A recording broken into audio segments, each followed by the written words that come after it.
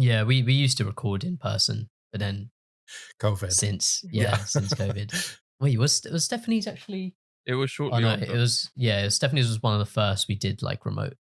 Okay, yeah. I don't know how many episodes we've done now remotely, like 50 or so. Wow. Hello and welcome to another episode of The Third Wheel. I'm one of your hosts, Hamish. And I'm your other host, Aaron. And today we're joined by Tux, the other half of Beyond Reproach Podcast from America. Would you like to introduce yourself a little? Hi, I'm Tux. I'm the other half of Beyond Reproach. Stephanie's been on before, but I'm her other half, I guess. What episode was Stephanie's? Stephanie's was like 35 maybe? 35 or something around that. So if people remember that, Stephanie was co-host of a podcast called Beyond Reproach. We actually also played Beyond Reproach's promo maybe like a month ago in one of our episodes. Oh, cool. So you might recognize it from that as well. But yeah, tell us, is there like, I don't know, do you have like a short, like, if someone's like, tell us a bit about yourself? What is... About myself? Yeah, just like anything really. Sure, yeah. So outside of podcasting, I am a product photographer and food photographer, and I work for a kitchenware retailer doing some kind of like web design and web store maintenance. I'm married. My husband, Russell, just owns a couple hair salons, and I have 2 dogs. I live in Brooklyn. I don't know. Let's see what else. Are the hairdressers open? So yes, but not fully. They have to run on, I think, 50% occupancy. And he's taken a bit of a financial hit just because, they can't book as many clients as they used to. And they have to take all this extra precautions and buy all this extra, cleaning supplies and stuff. But they are still open. Yeah. They were closed like back in last spring. They were closed for like 3 months. Yeah. Ours is... maybe it's similar. Like it's been closed for about 3-4 months now. Okay. And still is. Yeah, if you didn't get from that, where are you based? Brooklyn, New York, a neighborhood called Bushwick, sort of North Brooklyn. Yeah.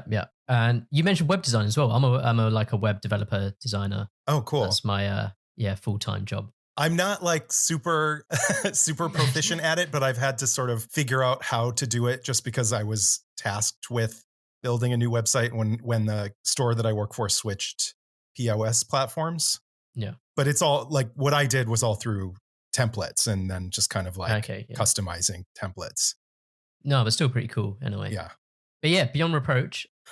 Yeah, tell us, for those who don't know, like a little bit about what that podcast is all about. Sure. Yeah. So Beyond Reproach is a show about political scandals and scandalousness in American history and especially American politics and political history. We say scandals and scandalousness because not all of the topics that we talk about were actually scandals at the time, but then sort of like looking back at them from a lens of like how things are today, those are definitely scandalous stories, but even though they weren't scandals at the time. So most of it's like, originally we thought, this is going to be about like drug scandals and sex scandals and like the things that you hear about on the news, a mayor of a big city, like having prostitutes or whatever. Just because of who Stephanie and I are, it's sort of turned into this other separate thing where we talk about like systemic racism all the time and just sort of what's wrong with American politics and how we got there. Yeah. Is that, how long have you been running that for? Or like when did it start? We're in our 3rd season now. So it started, let's see, I think the first episode aired in the fall of 2018. I was going to say, like, as well, one thing that they have quite unique to them is they make cocktails each episode to the particular era or around the scandal, I believe. Yeah. So we do 2 stories in every episode. I tell a story and Stephanie tells a story, but whoever goes first sort of like sets the tone for the episode. And so if I was going first and my scandal is from the 1960s, I would research what cocktails were really popular in the 1960s and pick a cocktail that we can drink along with the story to kind of set the mood. We make them, we drink them. It's a lot of fun. I'm like I mentioned, I'm a photographer, so I get like really kind of go all out like with garnishes and all sorts of stuff, and I photograph it and put it on our Instagram too. Yeah. What's the best and the worst cocktail you've had or you made? That's a good question. The worst, I think the only one that neither of us really liked at all was a dirty martini. And it's funny because both of us liked those when we were in college, when we were younger. Both of us like thought that it was really fancy to drink dirty martinis. So we drank them all the time. But now, you know, many years later, we went back to it and we're like, this is terrible. Like what was wrong with us when we were in college that we liked this? Yeah, because dirty martini is quite a well-known well-known cocktail. And we tried like different amounts of olive juice to see if like it would be better or worse with less or more. And it's just not, it's not super great. I don't know. Not, you know, no shade to all those dirty martini lovers out there, but it wasn't for us. Do you just stick to the one cocktail per episode? Yeah. We just do one. So most of the time, both stories aren't from the same era, but we just use whoever goes first to sort of set the cocktail for the episode. Yeah. Because I was wondering if we ever did a podcast where we were like, or anyway, Hamish doesn't drink anymore, but if I was like properly like drinking, if like the episode would turn out any good, or if by the end of it I'll just be like slurring my words. And there's been a couple that we get pretty tanked. The longer they are, it is sort of a long format show because we are telling two stories and then we do like a little bit of a cocktail history segment in the beginning too.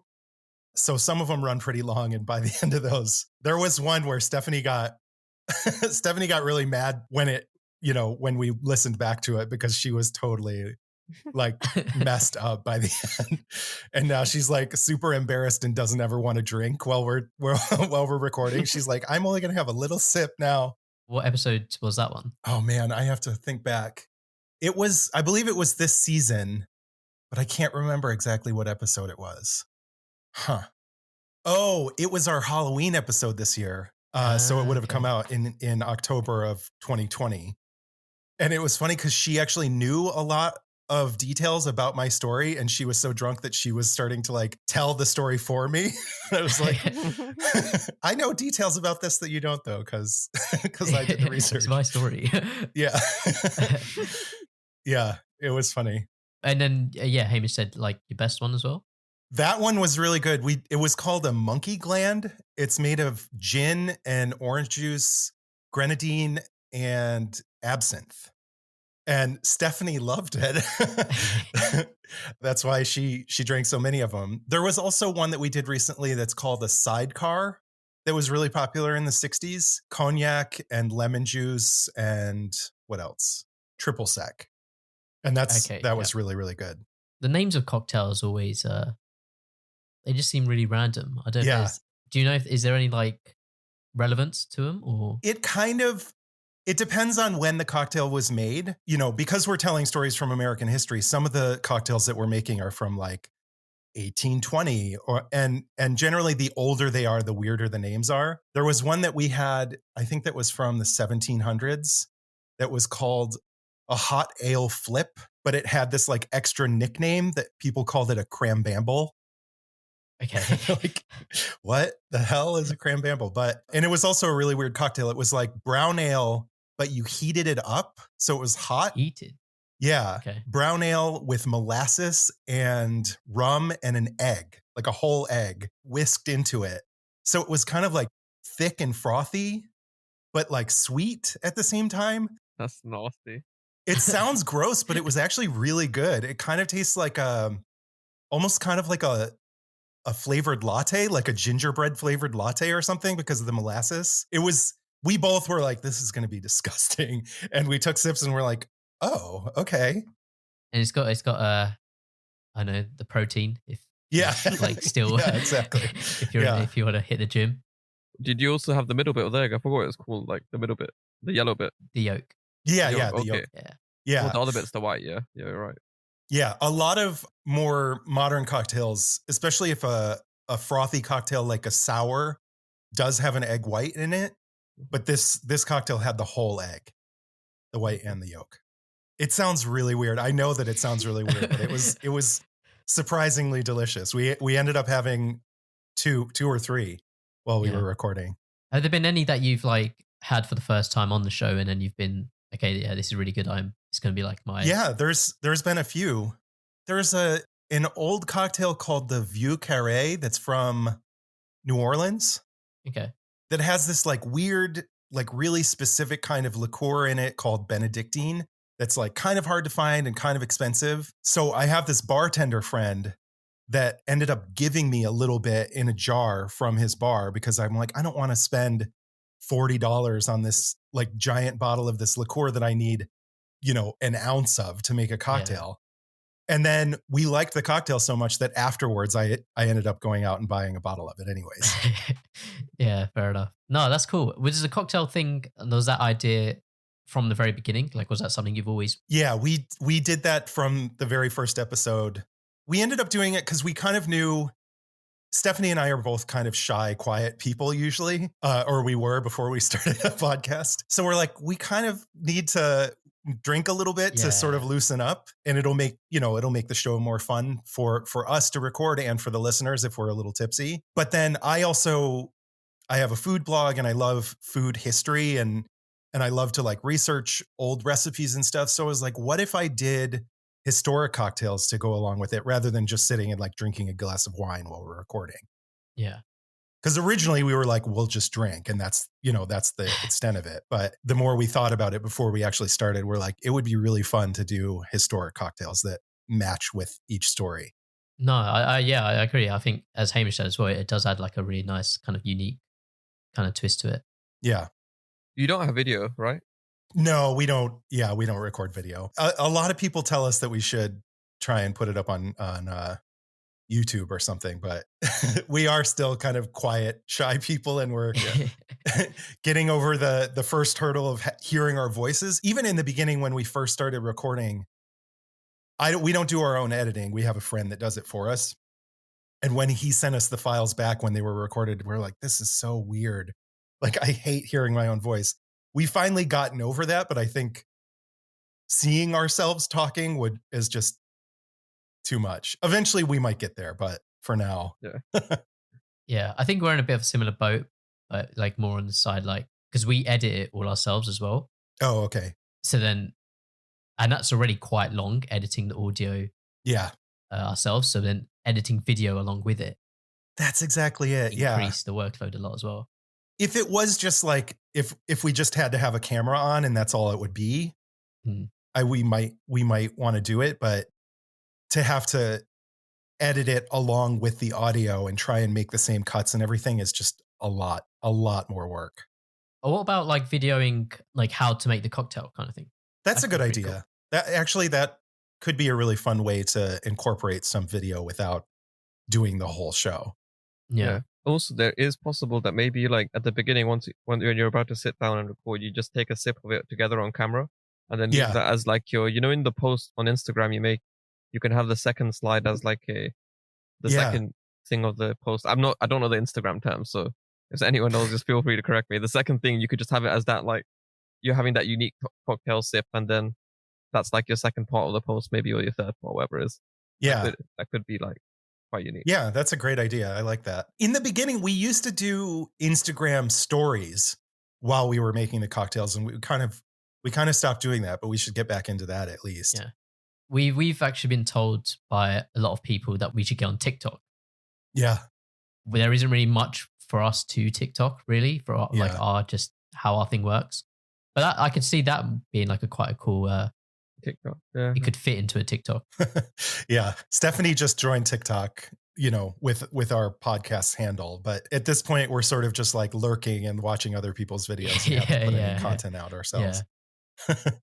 So I remember as well from Stephanie's episode, I found it quite funny how she kind of said, I don't know if it was like a complete joke, but she mentioned how she just didn't really like politics or like the current politics. Yeah. And yet you guys have a politics-based show. Yeah. So I think what she kind of meant by that is that current politics, or at least at the time under President Trump, it's really hard to watch what's going on in the world. And it's really painful because you're not looking at it from a lens of like, I know what happened. I know what's going to happen because it's in the past. This is in the present. And you're kind of like, everything is scary. This guy is a fucking madman and we don't know what's going to happen next. So it's easier to sort of like look back at a story that happened years ago and be like, I know exactly how this played out. And we know, what the consequences were or whatever. we both do love politics and we both follow politics pretty closely. But Trump was a really stressful president to live under. And I think part of the reason we even started the podcast in the first place was so that we could have an outlet for our love of politics without paying too close attention to Trump. Yeah, I remember her saying that actually. Yeah, I was gonna ask as well, like, usually, obviously, we don't experience it firsthand, but like, in your particular case, like, you may be more due to experiences. Like, have you ever been like threatened or like pressured by anyone as a result of your political things you said on your podcast? Because you talk about politics a lot, and we obviously know, we hear about it, but we personally never experience it. Yeah. Have you ever been like, if you want to talk about it? Sure. We have had some kind of like trolls and people that have kind of gone after us for our beliefs on social media, but we've never had anyone that was, super serious or scary. There was one post we did kind of back in the beginning, and I don't even remember what the story was, but we put up a post about something about slavery, and some like crazy white supremacist dude was like really going after us on Instagram, but we just blocked him, and that was sort of the end of it. Yeah, so the premise of the show, as you mentioned, you have like, you come up with a story and Stephanie comes up with a story. Yeah. Yep. What's been one of your like favorite? I think actually both of our favorite episodes was a story that I did about, I don't know if you even heard about this being a scandal over there, but for some reason here, this was like a huge, huge deal. And it was just so ridiculous that telling the story was really funny. President Obama, I think it was in 2012 maybe, wore a tan suit and gave a press conference in a tan suit. The fucking internet blew up and everyone was freaking out because he normally wore like a dark blue or black or a dark gray suit. And everyone was like, what is this tan suit? He thinks he's so casual, like coming out to talk about like a serious topic in a tan suit. And people were flipping out. And then there was this crazy politician, like this super right-wing extreme, like white supremacist dude, who tried to say that this tan suit was a signal to the Middle East that America would be weak on terrorism. And we're like, what the hell are you talking about? So at the time we were like, this is ridiculous. You guys need to just calm down. But then a few years later, with a little bit of distance behind the story, to go back and sort of research like the way it all played out and how the media picked up on it. Because at first it was just like, oh, we're used to seeing Obama in a blue suit or a black suit. It's weird that he's wearing a tan suit. And then over a couple of days, as more and more people got to talking about the story, it turned into this ridiculous thing where like Vogue was putting out articles about like what it meant to wear a casual suit, and like all this crazy shit was going on. So to look back at it and be like, this is how it all played out, we had a lot of fun with that episode. Wait, what was wrong with wearing a tan suit? Like, I'm not sure I get nothing. Absolutely nothing. The reason it sort of felt out of place was because he never really did wear tan suits. He gave an interview at some point and had said that he liked to take all the decision making that he didn't have to focus on a lot out of the equation. So he only wore really dark, serious suits all the time, just so he wouldn't have to think about what he was going to wear that day. And then for some reason, one day he wore a tan suit and everybody lost their shit because it was like seeing an actor out of character or something, Yeah. But then looking back at it, lots of other presidents had worn tan suits in the past, and a lot of tan suits. Reagan wore tan suits all the time. Both Bushes, President Clinton, they had all worn tan suits and nobody gave a shit. Yeah, I'm looking at pictures of it now, and I don't know. I think he's rocking it, to be honest. Yeah, and all these like fashion magazines were like, "Oh, the suit looks terrible. It looks cheap. It doesn't fit him well." And it's like, that's not true. If you look at the suit, it's a good suit, and it was made by the same tailor who made all of his suits and had made all the suits for the other presidents from years before. So the bottom line was, it was a white supremacist who was trying to like make a big deal out of nothing. So it all kind of boiled down to racism because he was the first black president. Was it on Casual Friday? No, I don't. Or maybe it was on a Friday. I don't know. But it was just like he just decided to wear a tan suit one day for no reason. Did he ever like respond to it? The press secretary from the White House did kind of say something about it at some point, but I think by the time they realized what a big deal it was kind of too late and it had already snowballed. But it's like, what are you supposed to say? I wore a tan suit. Like, who fucking gives a shit? You know? He should have said it means something. Like, just make up something. It's a signal to the Middle East that we're weak. If he said something like, it made my eyes blossom or something like that, I would have just cried right there. Yeah. Yeah, Stephanie was saying they were just pissed because he looked too good in a tan suit, and all the other presidents that had worn them looked like shit. So it was a crime that he looked too good in it. Yeah, how could they even claim that the president was wearing a cheap suit? It doesn't make any sense. Yeah, American politics are crazy. I'm sure every country can say this, but it's bonkers. Wait, and even if he wore a cheap suit, surely that's better for the country. Because right.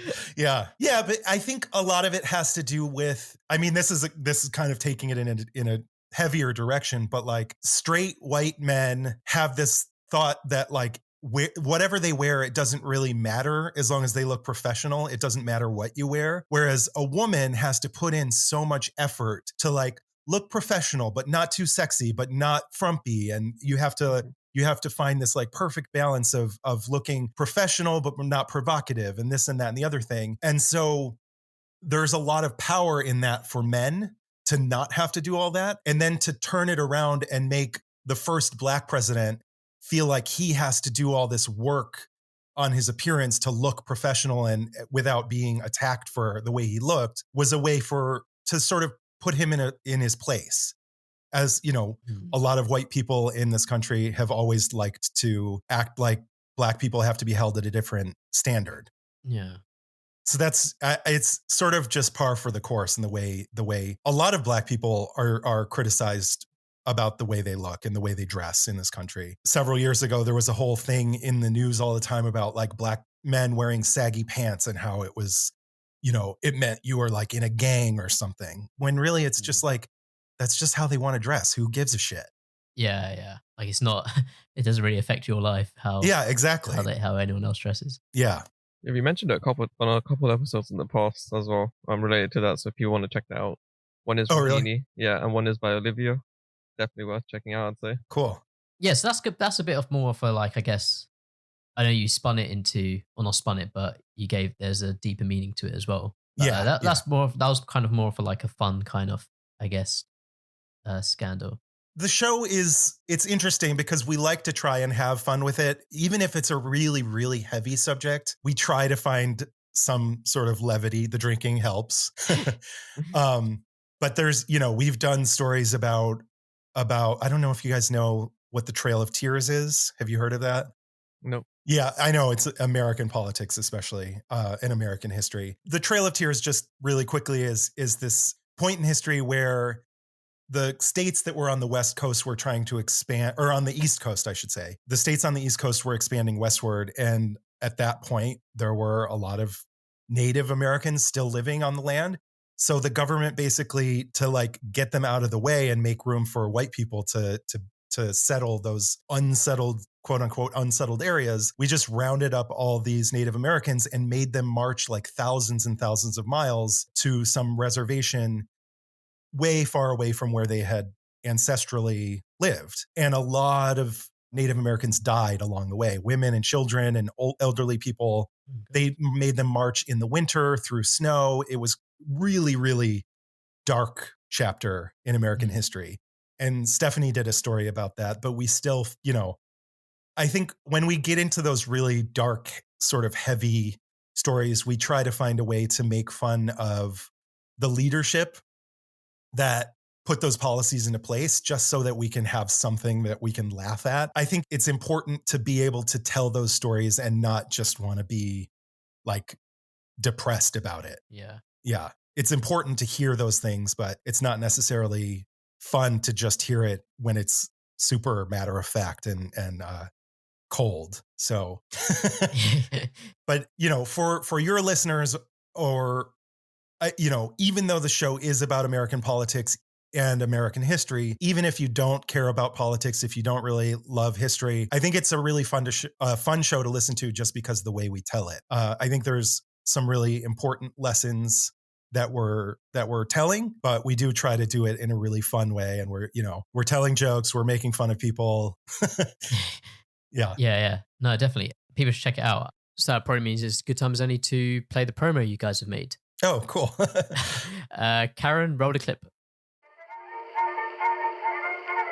This is Stephanie. And Tux. From the podcast Beyond Reproach, a show about political scandals from American history, but it's fun, we swear. The idea behind our show is that politicians and government officials are meant to be public servants, and their behavior should be beyond reproach, but if history has taught us anything, it's that a lot of politicians are total scumbags. So we decided to do a show where we drink period-appropriate historic cocktails while exploring some of the government scandals and shitty politicians of America's past. We are not historians. We're just a couple of drunks who never shut up and love history. We hope you'll join us on Beyond Reproach for some big facts, good laughs, a little bit of swearing, a lot of drinking, and a real good time. America's history is juicy. We just add gin.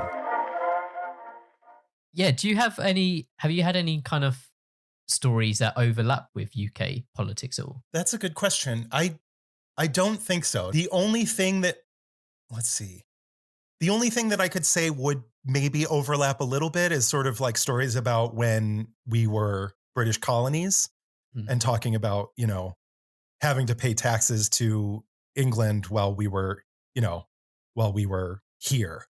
Oh, and there was one story that Stephanie did about opium in China.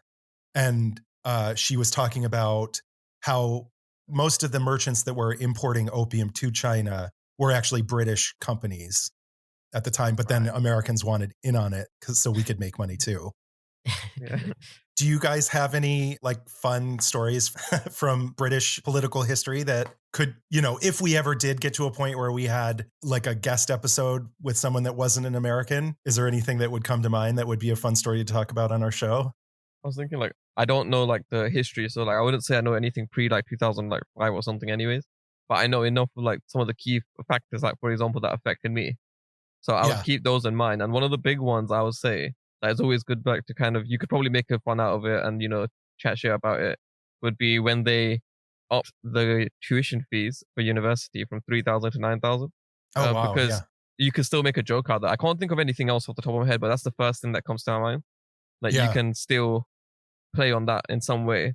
They obviously made that more expensive and they took cuts anywhere else, to for example, the healthcare system and so on. Yeah. So I'm sure there's a play that could be done on it there, but I would need to research details before I even said anything on it because right now my head is blurred. What kind of thing classes as like a scandal? Well, that's kind of why we say that we cover scandals and scandalousness, because a lot of the things that we talk about weren't necessarily scandals or probably don't necessarily fall under the term a scandal, but they're still scandalous to us. So yeah, it's kind of open to interpretation, I guess. Yeah, it's like making it alleged. It's not really it's not guaranteed to be actual scandal, but yeah. When you mentioned that, asking about a UK one, in our emails back and forth, I was like, hey, I need to find one.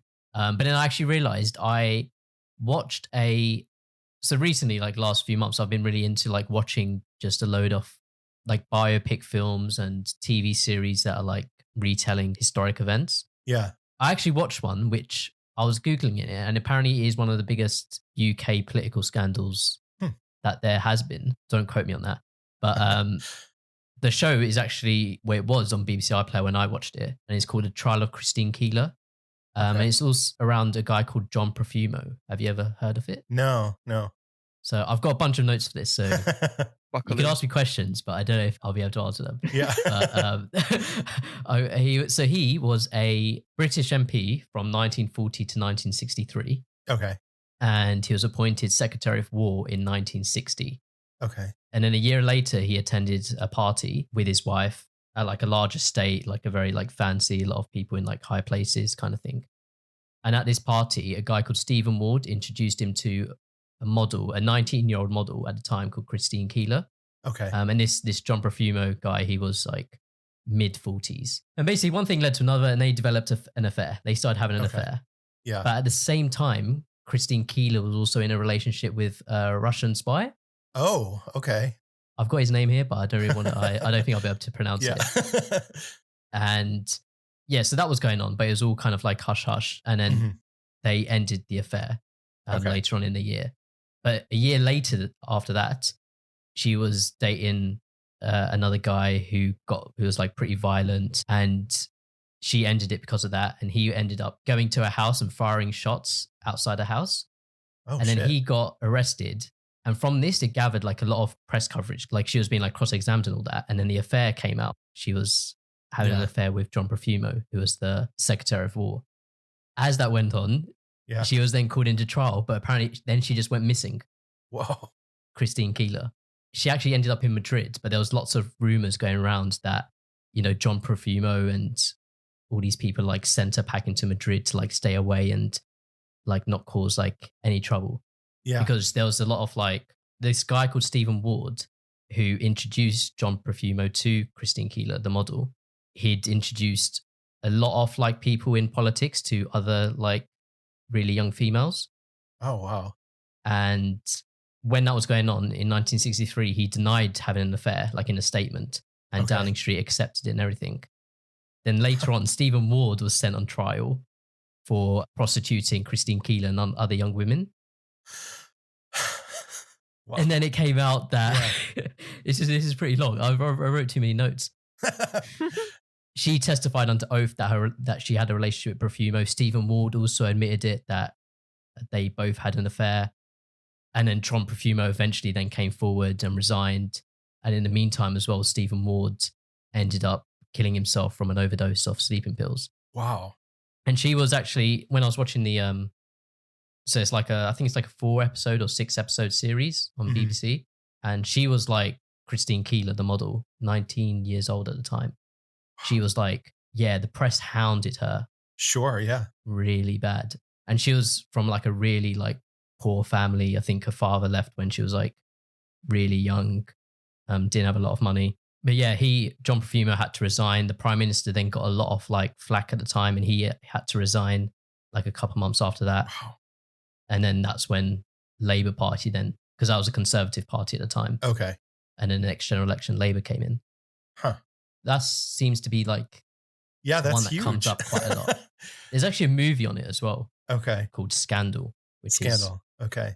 Like a 1980s film. Huh. But the BBC series is pretty good.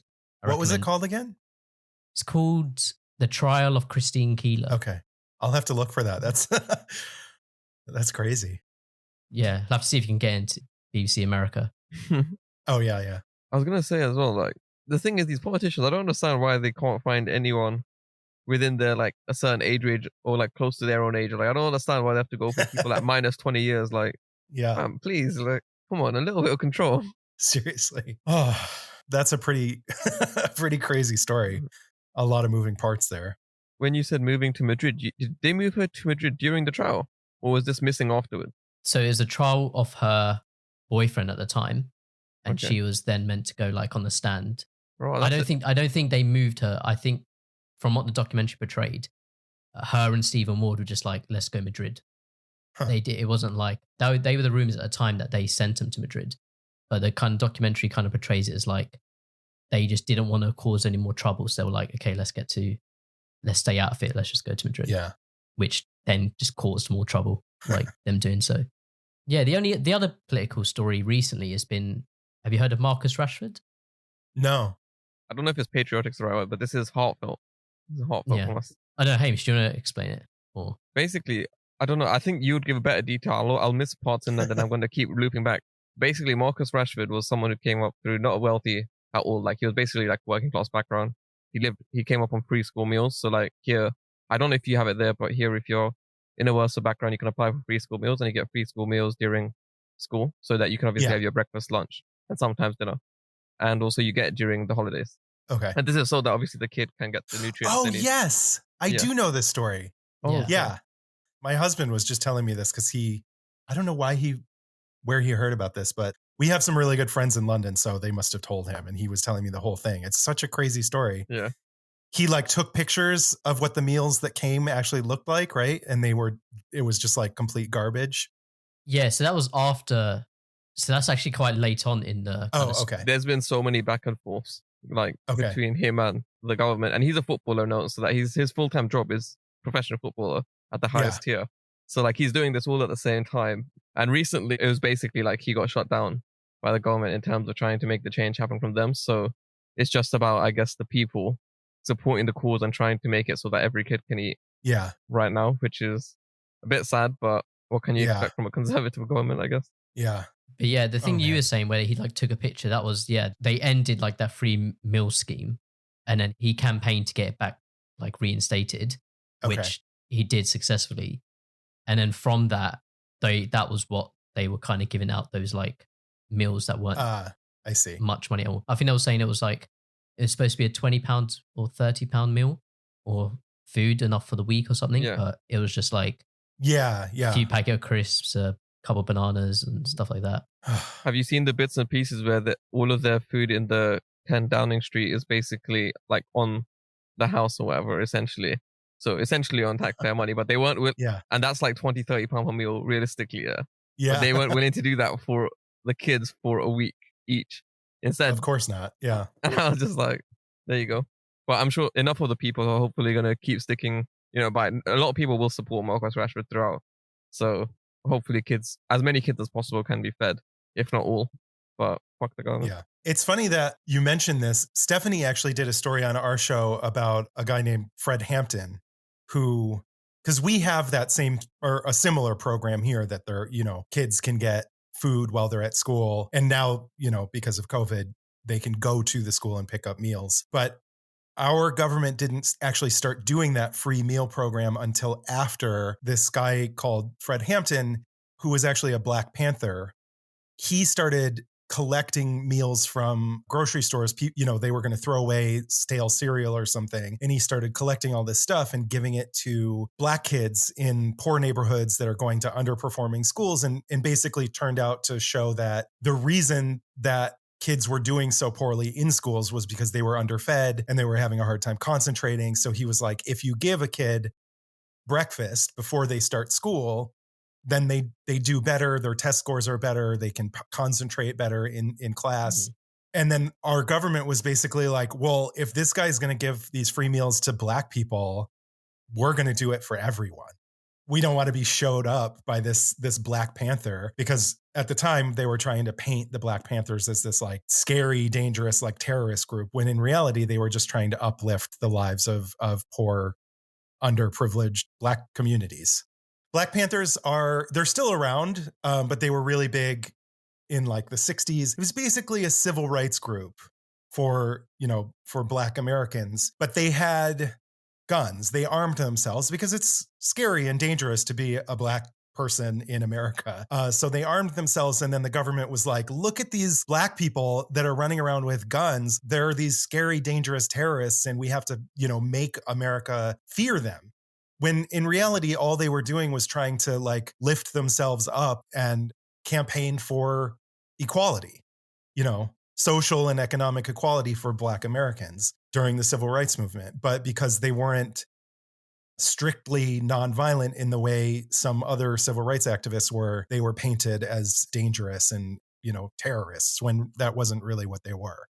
Actually, the story that Stephanie told, this was several months ago, but now they actually just put out a movie. Yeah, I was about to say that. It just came out. I think it's called Judas and the Black Messiah, about Fred Hampton, who started this free breakfast program. And he was assassinated by the police because, he was a dangerous troublemaker.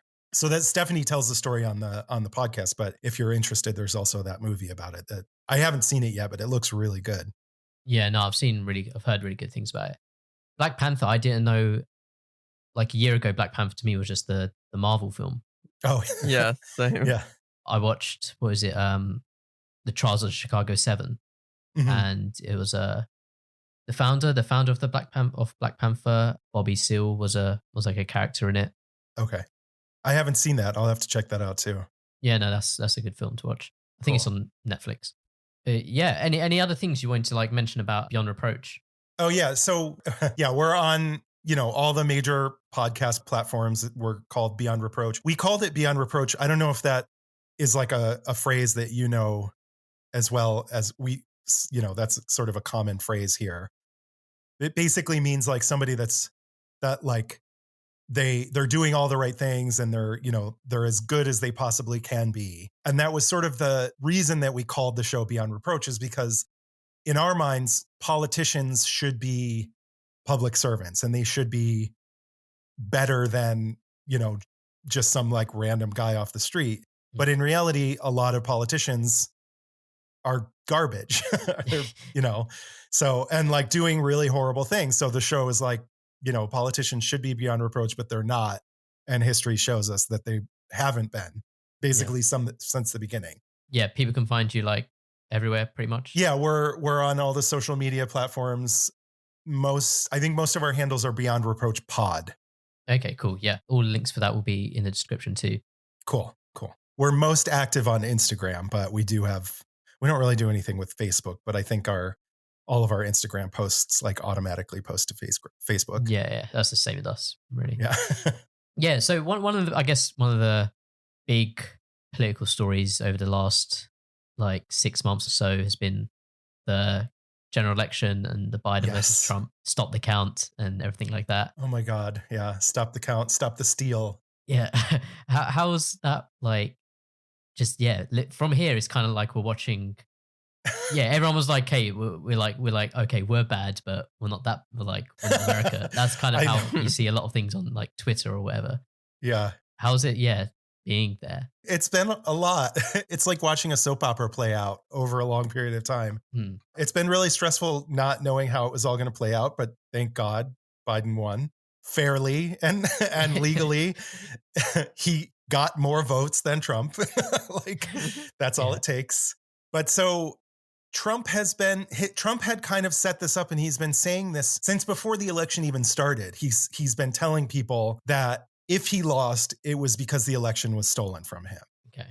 It's so predictable and it's so corny and it's so easy to see through. This veneer is so thin and frail, but people there's a lot of really angry people in this country that don't really care about anyone but themselves and anyone being able to do better for themselves other than like, white people. So they kind of don't care that Biden won. And they want to steal the election from him and put Trump back in office. I don't know. Have you guys heard of QAnon? Do you know what QAnon is or like kind of what they're all about? No. Oh God. It's a mess. The letter Q. Yeah. ANON, like Q anonymous, basically. Okay. No.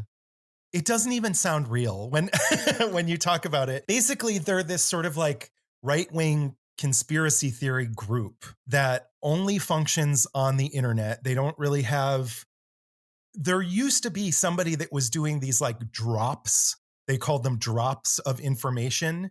Like something is going to happen on such and such a date, and this is going to happen, but we don't, super vague, super like open to interpretation. But basically what they believe, and it sounds completely ridiculous, but is absolutely true and real. And they have a lot of political power in this country. There's this group of people who believes that there is a satanic cabal of elites functioning in the shadows who is into pedophilia and cannibalism. So they believe that all of these sort of political elites, the Clintons and the Obamas, but also a lot of celebrities like Tom Hanks, for some reason, is involved in this. Oh, why Tom Hanks? I know, seriously. They believe that they steal young children and, sexually abuse them or whatever, but then kill them and eat them to steal their like youth, so that they can retain a youthful glow or something. And so, so Tom Hanks can stay in Hollywood and look young forever by being a pedophilic satanic cannibalist. I swear that's like a Disney film where like the person like kills someone else to stay young or something. Exactly. Yeah. It makes absolutely no sense. But like tens of thousands of people believe this. And they believe that Trump was appointed by God to stop this group of satanic elites and save our country from Satan. And so in my mind, it kind of just sounds like people who are bored and watch too many action movies are like, Trump is not like Jason Bourne. He's not, you know what I mean?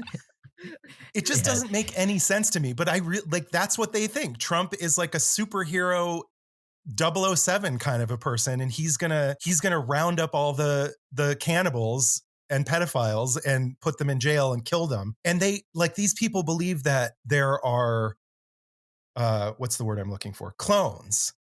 That a lot of political figures have already been arrested and tried and murdered, but their clones basically like took over their public life so that the rest of America doesn't get upset that like the Obamas have been murdered for their crimes against, whatever.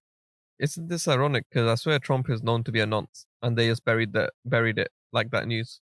Yeah, absolutely. What's his name? The guy that was killed or supposedly killed himself in prison, Jeffrey Epstein. Oh, yeah. It's unbelievable. But now these QAnon people are really the ones that are leading the charge in this stop the count. And then once the count happened, stop the steal, which is, if you haven't heard of that, stop the steal was like the next chant where they were saying that the election was being stolen from Trump, when in reality, they were trying to steal the election themselves because they think that Trump is God's chosen one to stop Satan in America.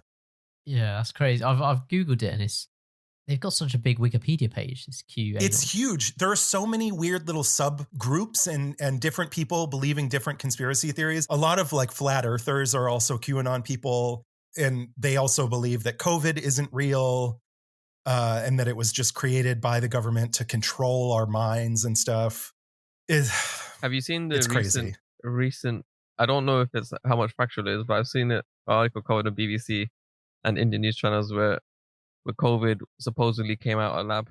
Oh yeah, I have heard that. Yeah. They talk about that a lot too. The plandemic. The plandemic. I haven't heard of the plandemic. Yes, plandemic. It was created in a lab, and it was released on purpose to control us and to get us to give up our freedoms to the government. That's why we need to get now vaccinated in it, so that we can also be under the control of global and all the madness that there's. A lot of these QAnon people believe that there's a few different things that they believe. Some people say that the vaccine will alter your DNA in some way. I don't really understand what how that's going to work or why that would work or what it would do. But then other people believe that there are microchips in the vaccine that will be injected into your bloodstream if you let yourself be vaccinated.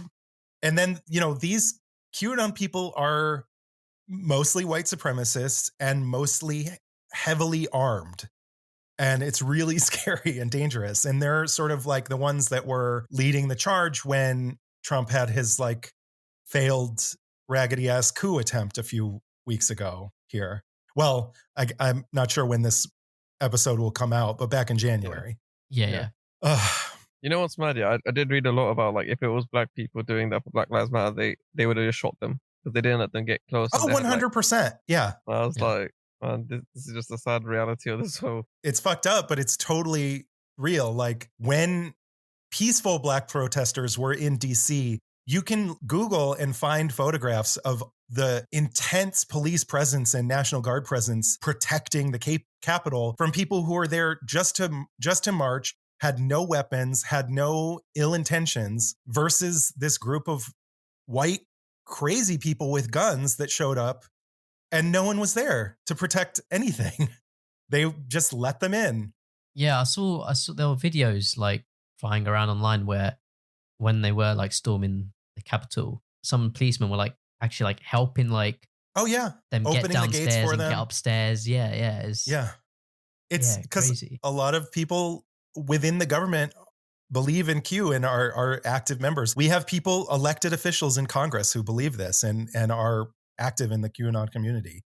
There was one woman, I can't remember her first name, but her last name is Loeffler, who had actually invited a bunch of fellow QAnon believers and gave them a tour of the Capitol building like the day before the coup so that they would know their way around. Oh, and is she like still?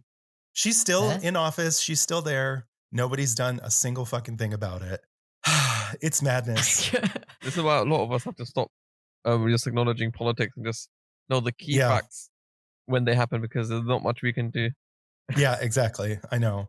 It's hard to watch. It's demoralizing. It's really easy to feel defeated. That kind of goes back to why Stephanie and I started our show, is because it was a way for us to like step back from current politics and be like, you know what? Things have always been really fucked up. This country has always been a mess from day one. And like, we can make fun of it because it's in the past.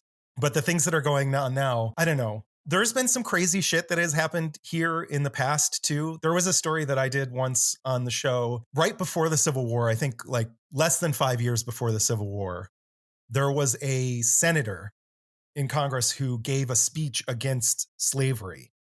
And in this speech, he really called out a lot of lawmakers from the South, called people out by names, and was saying like, these people are really horrible. They treat, Black people like shit and blah, blah, blah. And all these lawmakers from slaveholding states were really, really pissed off at this dude. So a few days later, a representative from some state in the South, I'm not sure, South Carolina, I think, showed up to the Senate with a cane and beat this dude's ass on the Senate floor in the Capitol building, beat him with a cane, like to a bloody pulp in front of people. The guy almost died. And this like legit, it's in the history books, and we don't really learn about this kind of stuff. I was never taught that story. I had to find it out on my own. So I'm like, okay, like shit has always been messed up here, and we got through it, and we're getting better. And like, as history progresses, things have gotten better. So I try to like use our show as a way to be hopeful.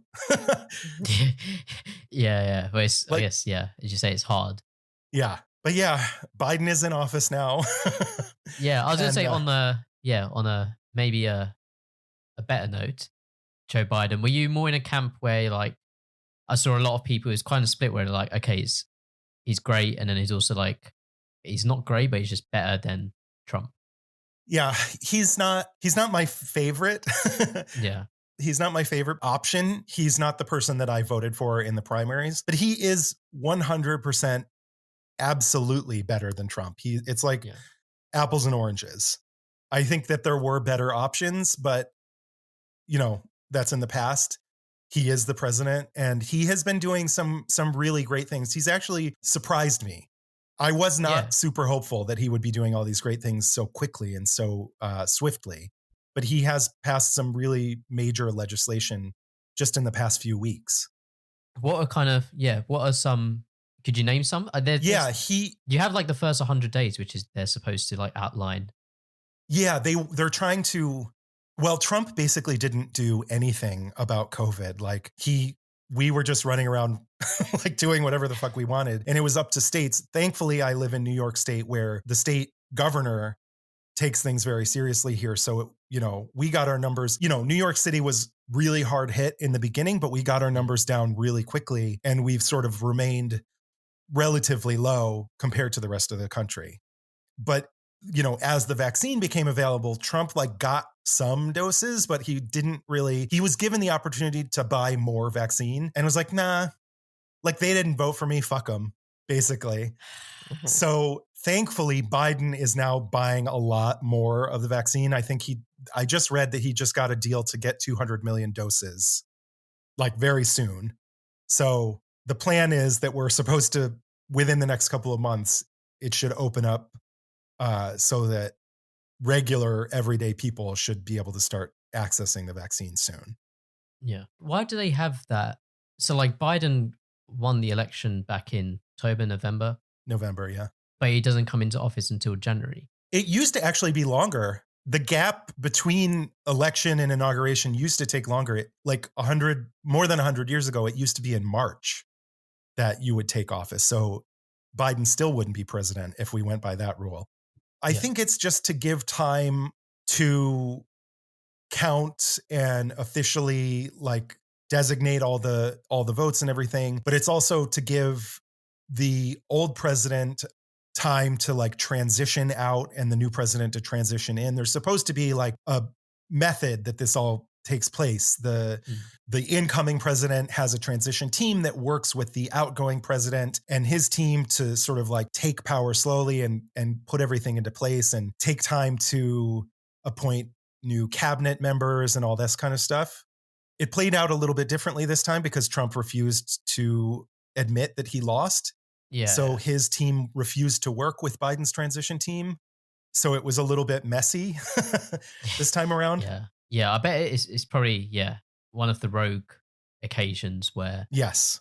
He broke like all the traditions. Because he wasn't at the inauguration either. Yeah, he didn't go to the inauguration. He wasn't there when the Bidens came to the White House. Like normally the outgoing president and first lady are there to like greet the incoming president and like welcome them into the home. And there's, the Obamas gave Donald and Melania Trump a gift, like a welcome gift as they welcomed them into the White House. But that was not the case this time around. Yeah.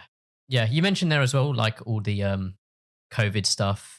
Yeah. New York was badly hit back when it first started.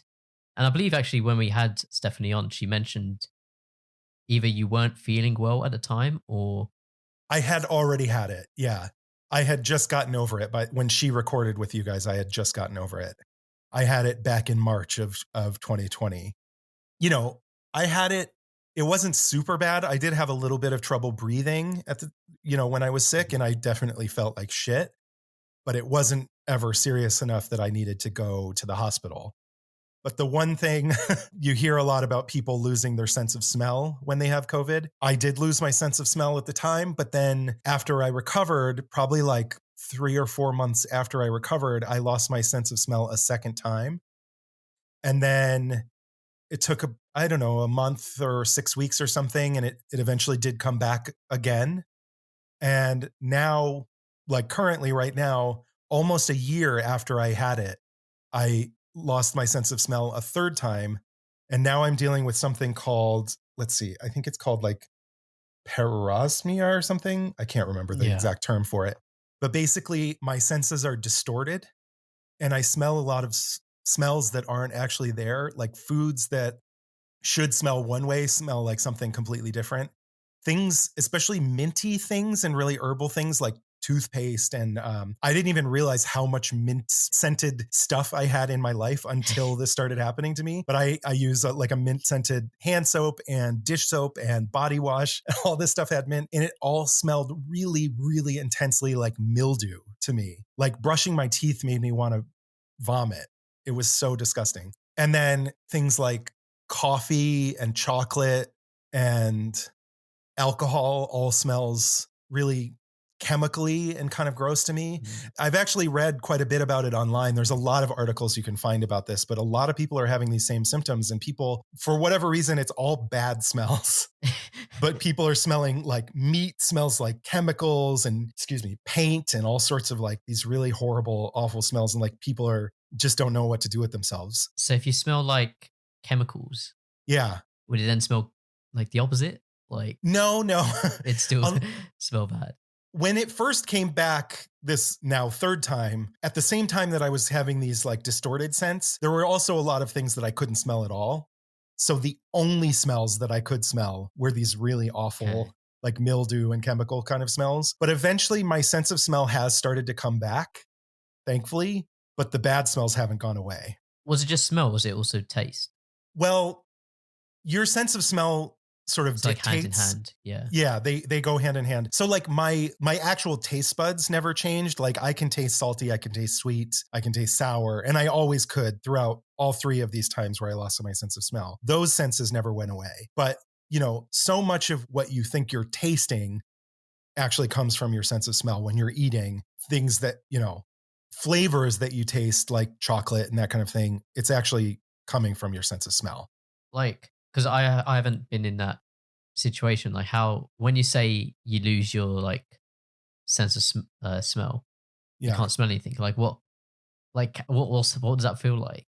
It's I don't know if you awful. can like explain, as in like, what do you smell? Is it just Nothing. nothing? Like literally like how? the other day I can open like a jar of herbs or spices or like garlic or something, and it smells like water. It smells like air, Okay. like no smell whatsoever. So it's really, especially because I love food. I mentioned, I have a food blog and I love to cook and I love to drink. I just didn't want to eat anything at all for a long time. And then, because I could still taste like sweet and salty, I found myself like eating a lot of chips and like cookies and things that I could at least have some sort of sensation while I was eating them. So spicy food still kicked your mouth off because you can't necessarily smell it, but like it would still burn also, like it would still. Yes, exactly. That's so mess. Citrus I liked because I could taste like sour, even though I couldn't actually taste that it was like a lemon or an orange. I could at least get the sensation of like sourness on my tongue. That's mad because I'm like very picky with food, so I like to find something I like, and then I'll pretty much know that that's one of my go-to things. Yeah, so I couldn't imagine not being able to smell some of the foods I like because a big part of it is smelling it. So like, yeah, exactly, mate. I would feel so shit. I'm gonna. You could be less picky then if you couldn't smell it. You could just have anything. Me being picky means that a lot of things affect it, right? Like I'm just like I know what I like, and I'm gonna try find something that fits into it. I'll try something new. If it doesn't work, then fuck it. If it does, then that's added to it. But if you lose something that helps to dictate, for example, yeah, like I pretty much can't eat fish or like go past a sushi place without nearly feeling like throwing up because I hate the smell of it so much. Yeah. So I can't imagine being in that scenario. I know that I just wouldn't enjoy that kind of food, so I wouldn't have it. But you can't taste it then. So yeah, you wouldn't be able to smell the fish at all. So I think it's just I'll still have a mental block stopping me from having it, even if I couldn't smell it. I feel like there's just always that thing. I remember the second time that my sense of smell went away. Obviously I lost it the first time while I was sick, but then when it came back the second time or went away the second time, I didn't even notice it first. And then one day I was in the car with my husband and we were right behind a garbage truck and it was in the middle of the summer. And Russell was like, oh man, like that smells so fucking gross, and rolled up the windows in the car. And I was like, it does? Like, really? So I guess that's kind of one tiny benefit that you can't smell like gross stuff, but I would take the gross stuff over, along with the good things. That's crazy after like a year almost. I know. Yeah. Yeah. Almost. It's been like 11 months since I was sick. I haven't really seen that like online or people mentioning that. I've done a lot of research myself on it just to be like, what is going on, Yeah. And this is fairly not common, but it is known that this has happened to other people. Yeah. Yeah. Well, we're glad you're okay and you recovered from it. Obviously, we hope the sense of smell thing. So it is getting better. It is getting better. Most things are back for me, except for the smells that smell gross. And thankfully, those smells are starting to get less intense. Mm-hmm. So like I can still kind of smell mildew when I brush my teeth, but it's not nearly as bad as it was a few weeks ago. Okay, good. Well, how do the cocktails on the... Not good. We've recorded 2 episodes since this happened. And the first one was really, really hard for me to even like choke down. Because I couldn't smell any good smells at all. And alcohol, the only thing I can really smell when I take a sip of, it doesn't matter if it's, whiskey or vodka or whatever, it just smells like rubbing alcohol to me. And like, there's none of the like nuance behind what it actually tastes like. All you can smell is like the burn. So it's been hard for me because I like to drink and I love, these cocktails that we make, but thankfully it is getting better. So I hope that by the time we record next, I'll be able to drink again. Yeah. But I did talk about this on the show too. And we've had a few listeners that were like sending me these articles about like, there was this weird thing I don't know if you've seen this, but there was this thing where people were saying that if you took an orange and burned it on the stovetop and then you mixed it with sugar, that it's supposed to bring your sense of smell back. So people were sending me articles on how to do this. I didn't try it, but then I read another article that were like, don't do that. It's stupid. It doesn't work. Yeah, I would. I might be, if I was in that situation, I might be like, why not? Oh, but what if it does? Yeah, I'll just try anything. Actually, what I have been doing, there's something called smell training, where you can take these like essential oils. And my husband had a bunch because he has like a oil diffuser in the house. The 4 smells that they say to take are rose oil, lemon oil, eucalyptus and clove. And you're supposed to smell them for like 20 seconds a piece and like close your eyes and imagine what a rose looks like and smells like and smell it for 20 seconds. And you're supposed to do that like 2 or 3 times a day, every day. So I have been doing that. And I don't know if it's actually helping or if I'm just getting better because I would have anyways. Yeah. But I'm like, it can't hurt. So I'm doing it anyways. Yeah. No, fair enough. I was going to say, yeah, it's cool, but it's not that cool. Yeah. Yeah, it sucks. Yeah. It sucks. Yeah. So, I mean, I would not wish this on anyone. It sounds like, you know, when you think about if somebody was to ask you, like, you have to lose one of your senses, what sense would you lose? Most people are like, oh, I'll lose my sense of smell. I don't really care about that. I want to be able to see. I want to be able to taste, but I don't care about my sense of smell. And it really makes a big difference, a bigger difference than you think it would. Surely the one you'd want to lose is maybe like touch. I don't know. I feel like that would... I don't know what sense is actually I think smell would have been my go-to. To get rid of. Yeah, but having been in that situation, would you say that's a I don't know what I would one. choose, but it wouldn't be smell. They all seem bad, to be honest. Yeah. Yeah, exactly. I don't want to lose any senses. You know, so hopefully now with this vaccine, we can get people vaccinated and nobody else has to go through this anymore. I don't know. It's not fun. I don't wish it on anyone. Yeah, no, for sure. How is the like vaccine rolling out there? How is it sort of going? So I believe the UK is doing pretty good. Okay. Like in comparison to basically the rest of the world and a few other countries. Like we seem pretty on top of the vaccine stuff. Like I think we're expected to have maybe everyone over the age of 60 be vaccinated by mid-March, I think, essentially, which is pretty good.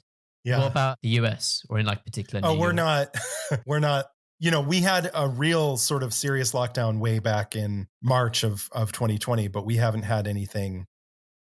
The only thing that's really closed right now is bars and restaurants. Right. But everything else is open. All, you know, retail is open. Like I was saying earlier, my husband's hair salons are open. The only thing that's being affected right now is restaurants. And now I just read that our governor is talking about trying to open restaurants back up again. Oh, really? Yeah. It's madness. It doesn't make any sense to me. Yeah. I've seen that like South African variant has been found in postcodes of Middlesbrough and Warsaw here. So yeah, it says that there's a lot of it here too. It's really scary. My husband's best friend lives in Homerton in London, but he was telling me that she said that like people will go and they'll get food for takeaway and then they like go stand by a trash can in the park. Like they'll meet their friends in the park and like just stand around a trash can and eat their food and then they leave because they can't go to the restaurant. Yeah, I could imagine that happening. I don't even think we're even supposed to meet. Yeah, we're not supposed to meet or anything here. So like basically in the local area, so literally like a 2-minute, I'd say, walk. You'd see right outside the shop here that there's like in between like these drinking places, kind of like one drinking place. There'll always be these few groups of like, I'm just going to say like, basically it's grouping up, drinking, eating about like, and literally like, I mean like a group of 10 or something. Yeah, roughly like when I've seen on my night walks. Yeah. Yeah. And there's just a black bin next to them, but like they're always like grouping up. They're either getting violent, drunk out their heads, like trying to start shit with others nearby. I'm like, come on, just all you have to do is wait a few months like the rest of us and we'll all be out together, you know, like it's not like we're going to be locked down forever.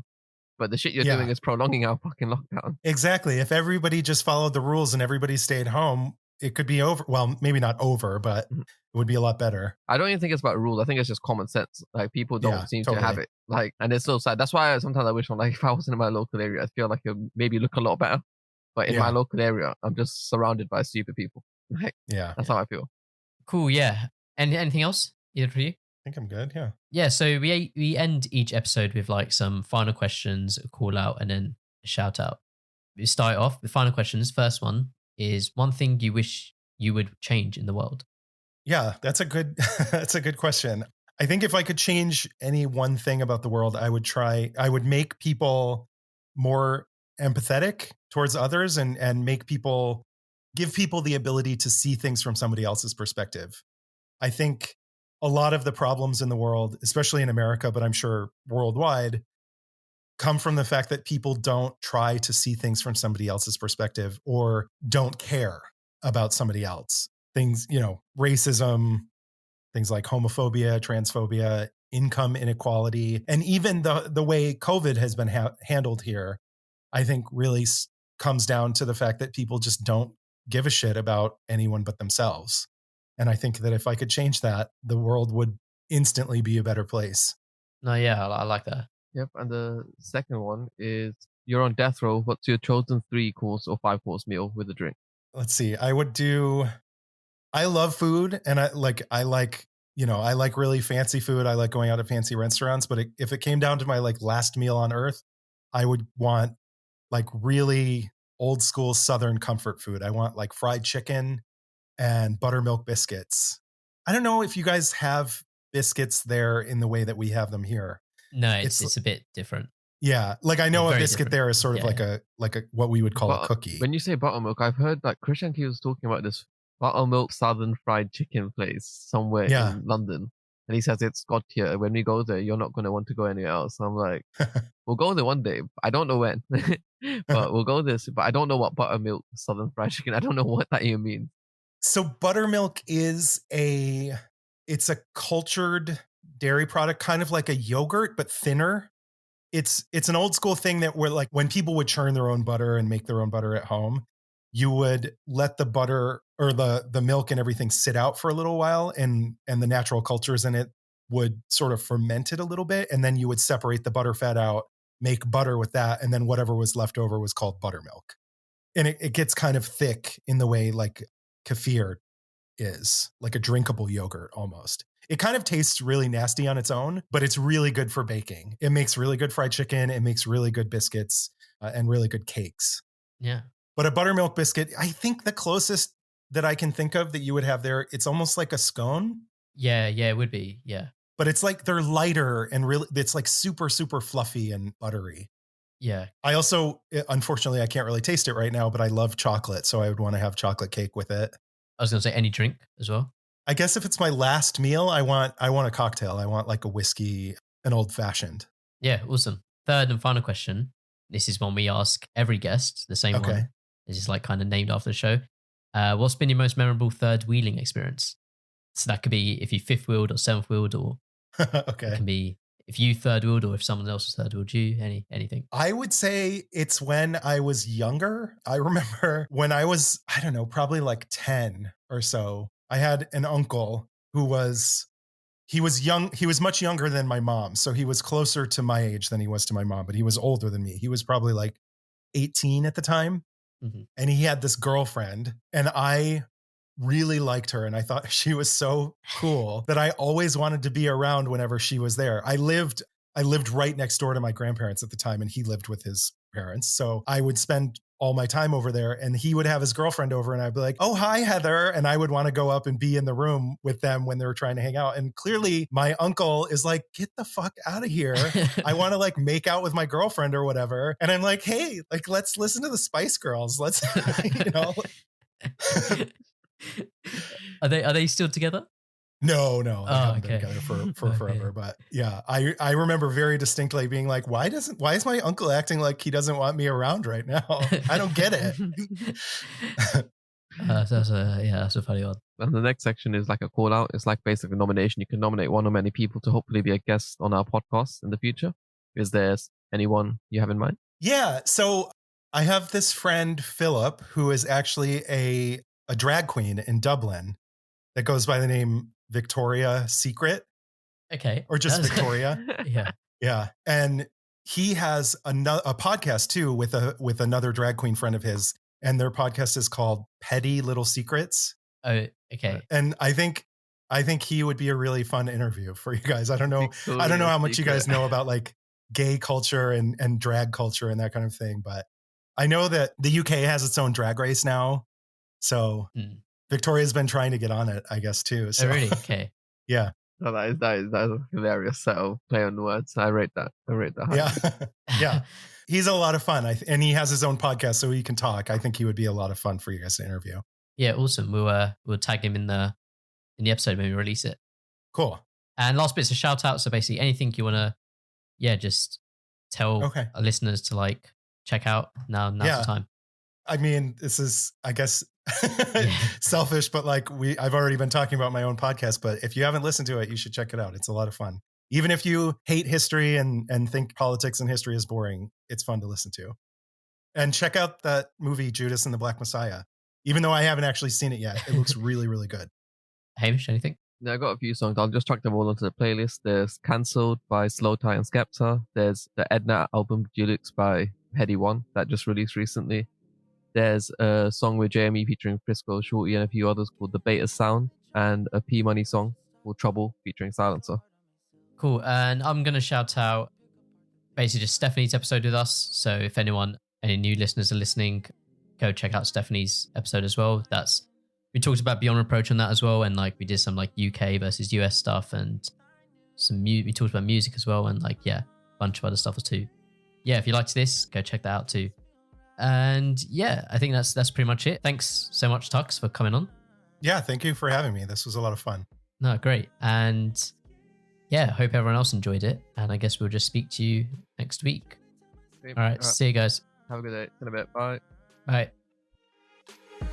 I'm waking up and I can't let go. I'm in my head, but I can't say no. Hate that I do this all the time.